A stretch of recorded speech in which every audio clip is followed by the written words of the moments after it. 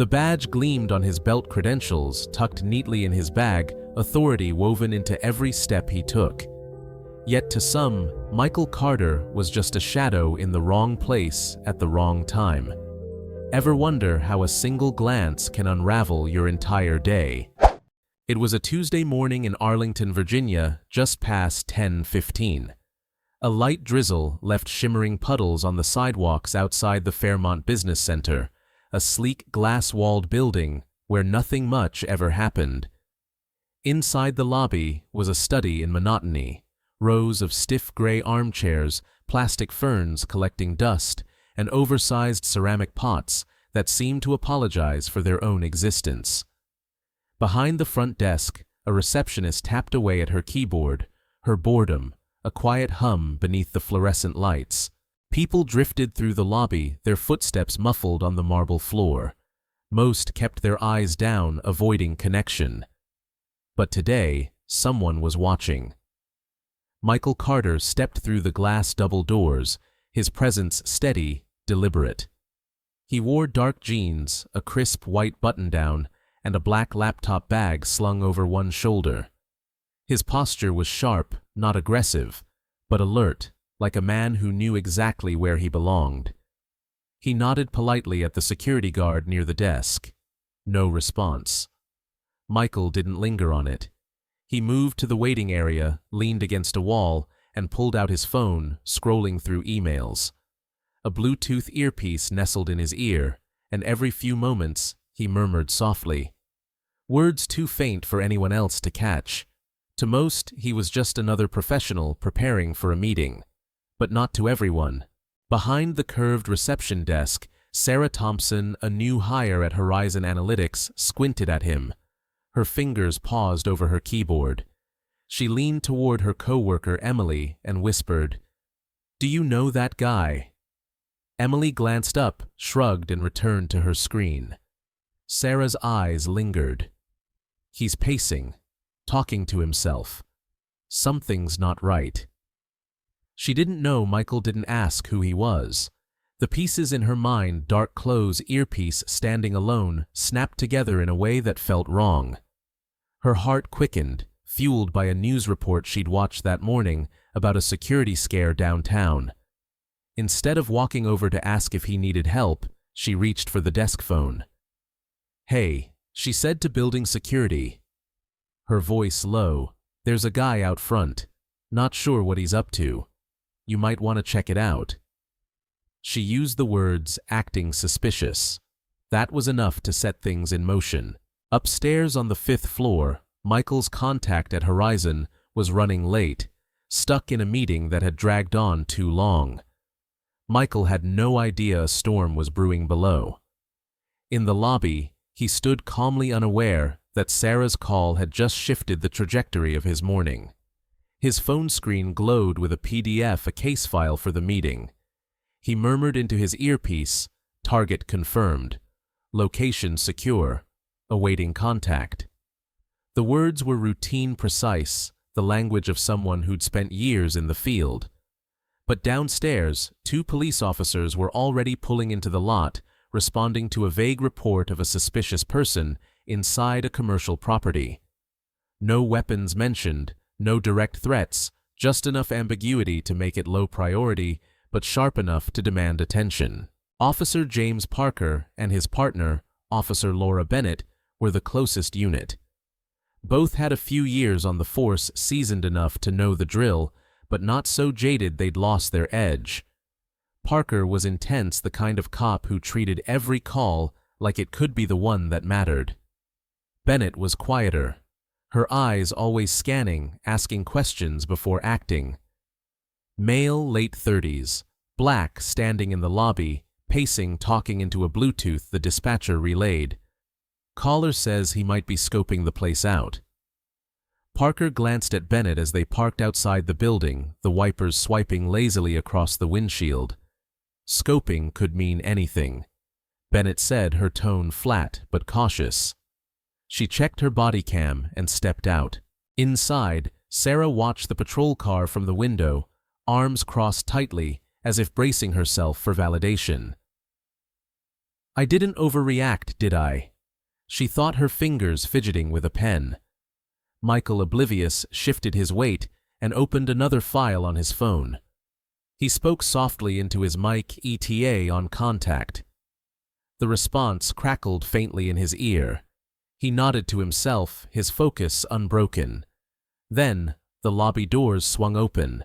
"Sir, can we speak with you for a moment?" Parker's voice cut through the stillness, echoing off the marble. Michael looked up, his brow furrowing. "Sure," he said, his tone even. "What's this about? Mind stepping away from the wall?" "Hands visible, please." The request landed like a weight.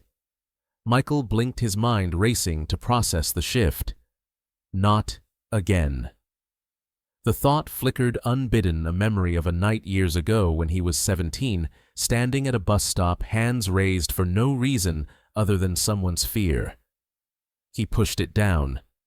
"I'm with the FBI," he said, his voice steady. "Here for a scheduled meeting." Parker's eyebrow arched. "FBI got ID on you?" "Yeah," Michael said, moving slowly toward his bag. "Let me grab it." "Sir, don't reach." The command was sharp, slicing through the air. Michael froze, hands hovering mid-motion. The lobby, already quiet, turned to stone. His pulse quickened, not from fear, but from the familiar sting of being seen as a threat. "I'm reaching for my credentials," he said, firmer now, his eyes locking with Parker's. The officer's hand rested near his holster, not touching it, but close enough to make a point. Bennett stepped closer, her gaze flicking between the two men. "Can you set the bag down and open it slowly?" Michael knelt, his movements deliberate, unzipping the bag and placing it on the floor. "My badge is in the side pocket. You can take it out if you'd prefer." Parker's jaw tightened, his stance rigid. Michael stayed still, his breathing controlled, but his mind churned. 12 years with the Bureau, and I'm still proving I belong. "I'm here to meet someone from Horizon Analytics," he said. "Surveillance inquiry. You can call Agent Catherine Walsh at the FBI's DC field office to verify." They didn't call. Bennett's eyes darted to Sarah behind the desk, who stood frozen, her face pale. She hadn't expected this. Cops, a man on his knees, the weight of her own decision pressing down on her. She said nothing, offered no explanation.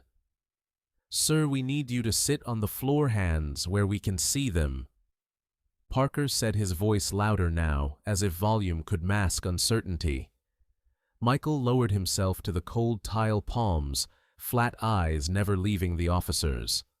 The lobby felt like a stage, every movement scrutinized, every second stretched thin.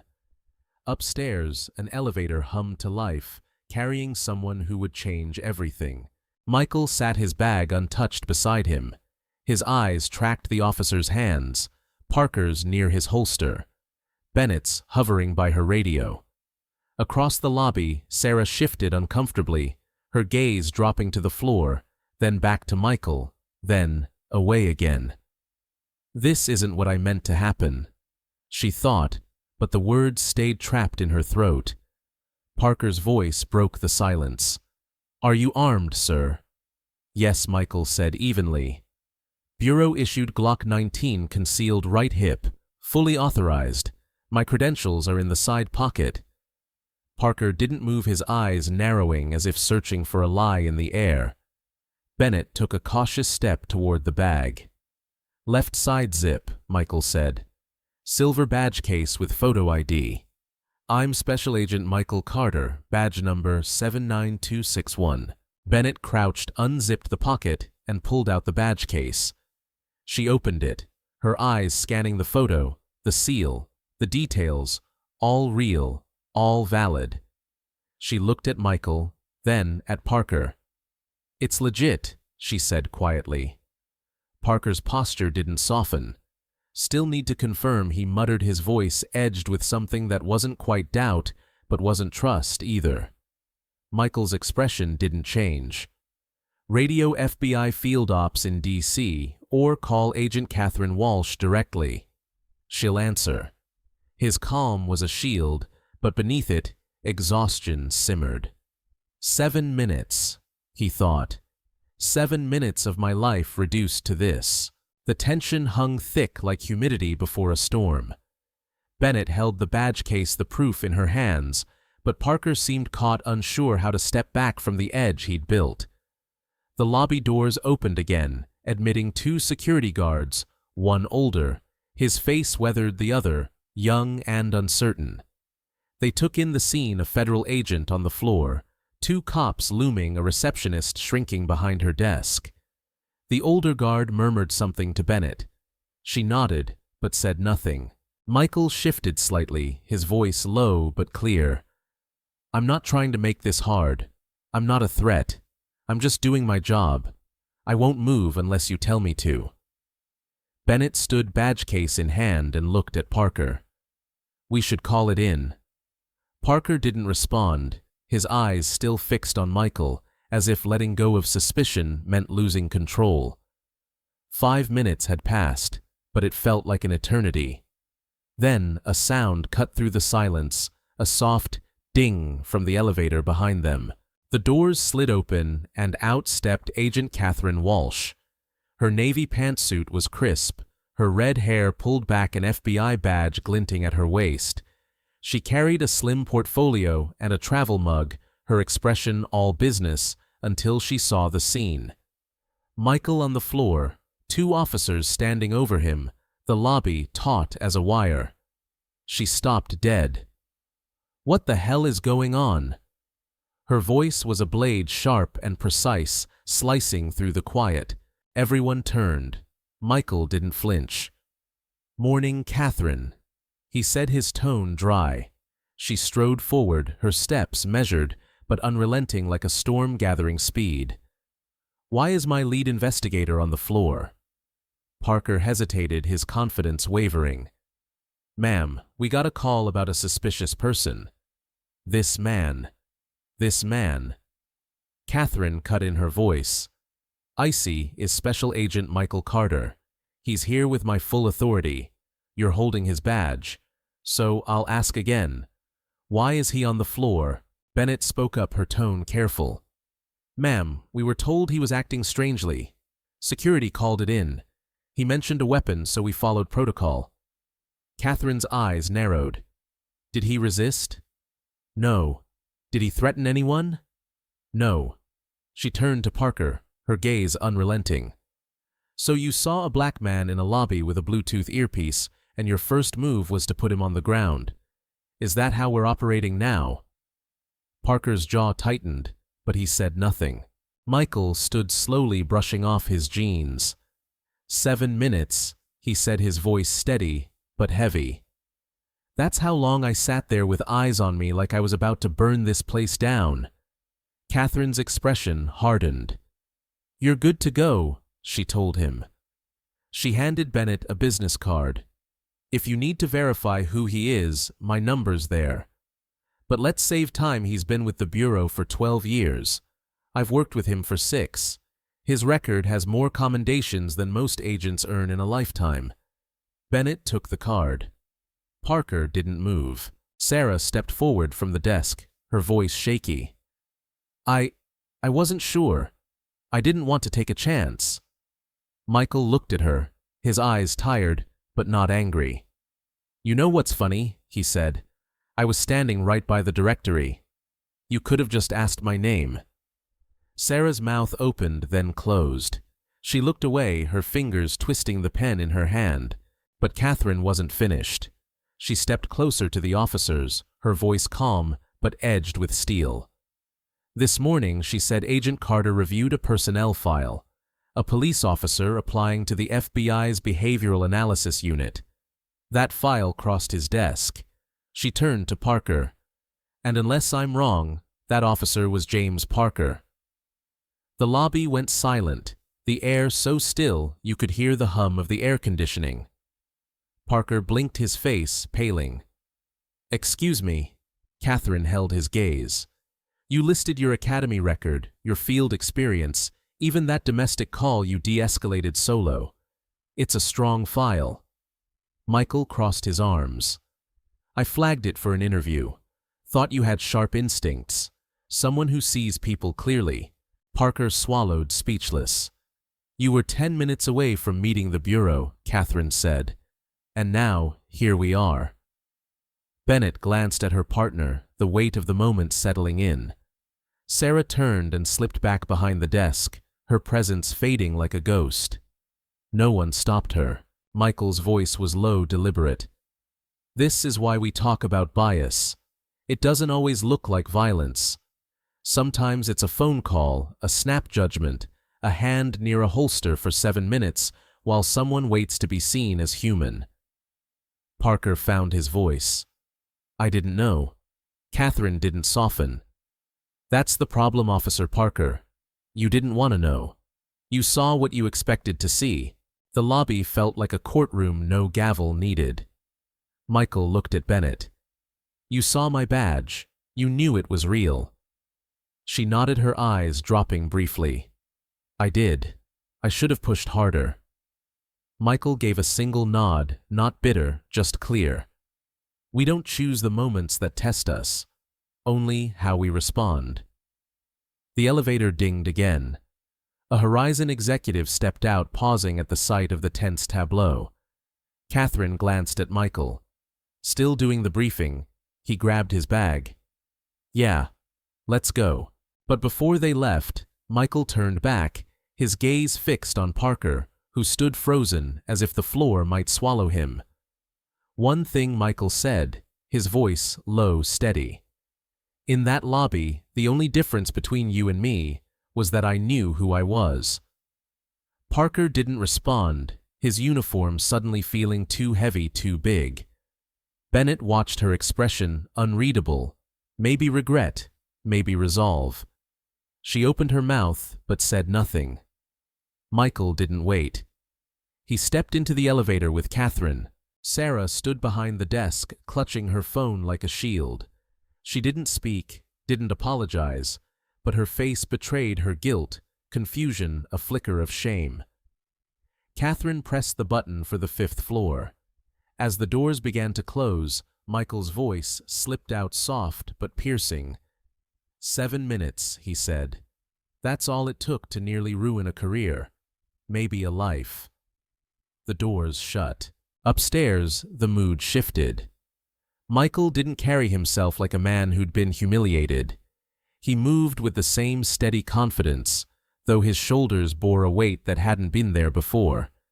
He'd felt this too many times: a traffic stop at 19, a random pat-down at 25.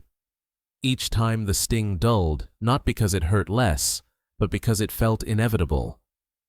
Catherine glanced at him as they walked toward the conference room. You okay? He shrugged.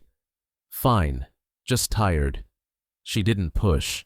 In the briefing room, a digital screen glowed with Horizon's logo and a list of names tied to a cybercrime case.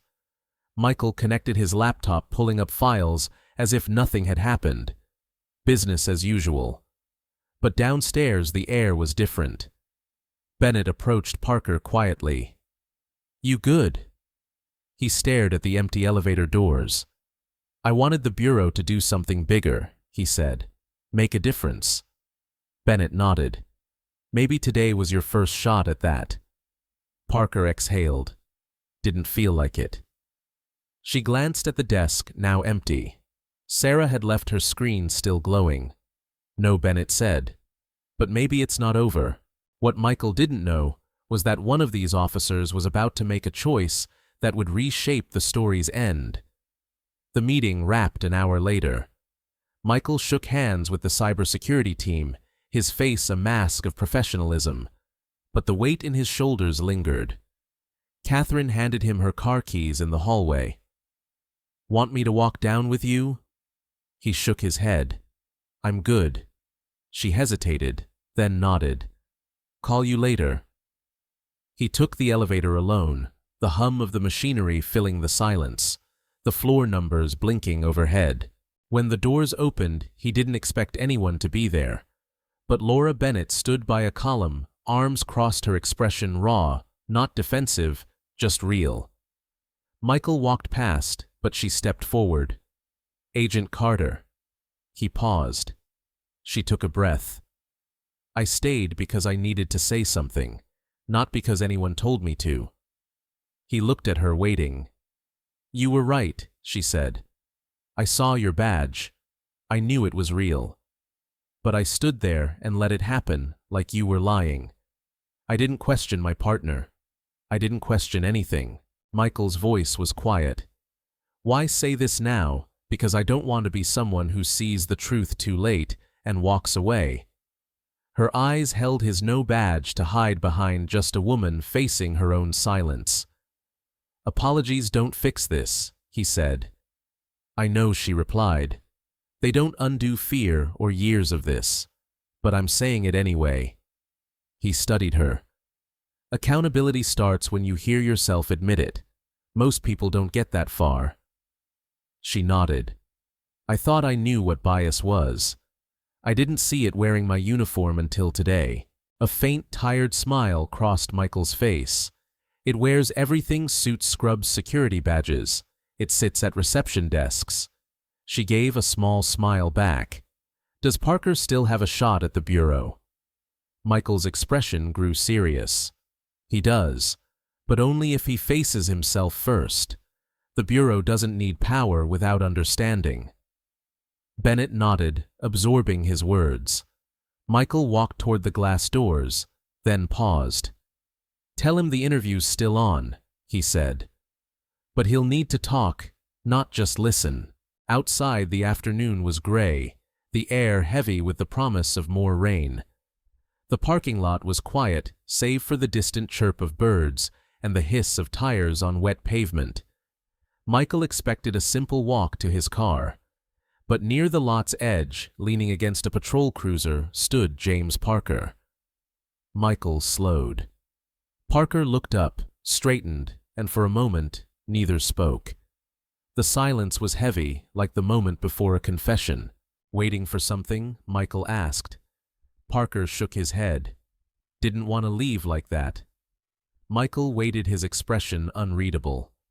Parker looked away, then back. This morning I thought I was the guy who didn't let this happen. I thought I saw people clearly.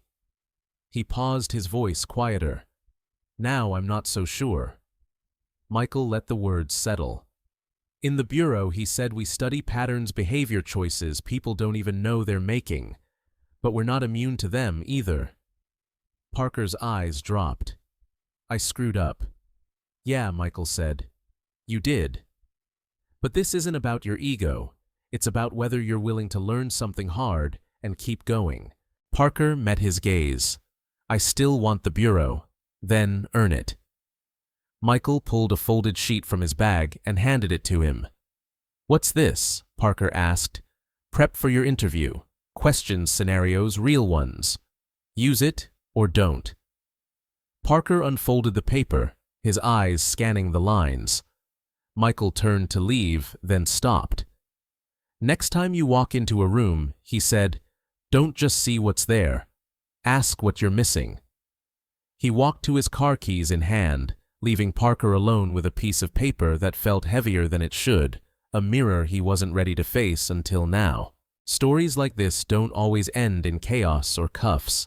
Sometimes they end in quiet reckonings, in questions you're afraid to ask yourself, in silences that finally break into truth. We can't fix what we refuse to see, and we can't grow if we pretend there's nothing broken. So what would you do in that lobby? Would you speak up, or let silence speak for you? Share this story.